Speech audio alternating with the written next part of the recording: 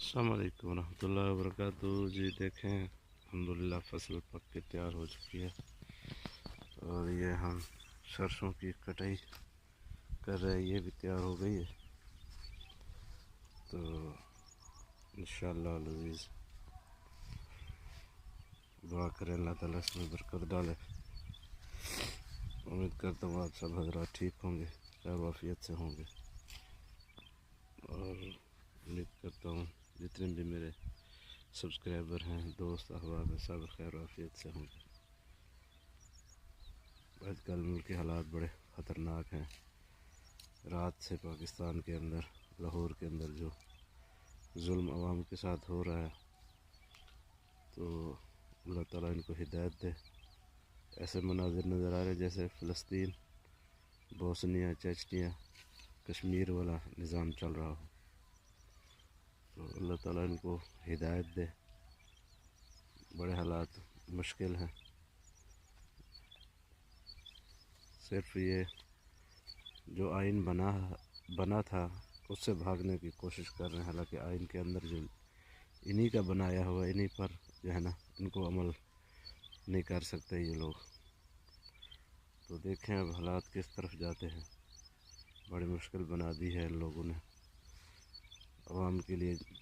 جو بھی مشکلات آ رہی ہیں سب کی ذمہ داری یہی امپورٹڈ حکومت ہے۔ تو مشکل دیکھیں، حالات بہت برے ہیں۔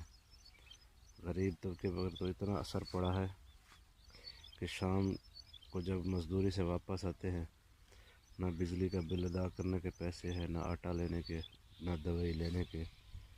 دوائیاں بہت مہنگی ہو گئی ہیں۔ ان لوگوں کا غریب ختم کرنے کا پروگرام ہے، اور جتنے بھی لوگ آئے تھے سب انہیں اپنے کیس ختم کرائے، اور اس کے بعد جب سروے کراتے ہیں تو پتہ چلتا ہے ان کے لیے کوئی جگہ نہیں ہے، لیکن اس کے پیچھے کون ہے یہ سارے جانتے ہیں۔ تو اللہ تعالیٰ ہمارے ملک کو بچائے۔ کل ہم ایک تقریر سن رہے تھے مودی کی، جو پاکستان کو اور پاکستانی عوام کے ساتھ باتیں کر رہا تھا۔ جب اپنے ظلم کرتے ہیں نا تو دشمن کی بھی باتیں اچھی لگتی ہیں، تو لہٰذا پھر بھی وہ ہمارے مسلمان بھائیوں کے دشمن ہیں، تو یہ بھی کم نہیں ہے۔ یہ جو حالات چل رہے ہیں لاہور کے اندر آپ لوگوں کے سامنے ہوگا۔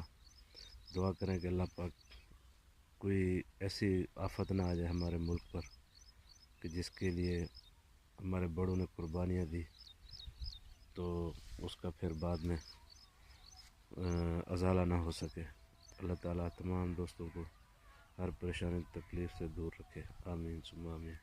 السلام علیکم ورحمۃ اللہ وبرکاتہ۔ اللہ تعالیٰ آپ کو سب لوگوں کو خوش رکھے۔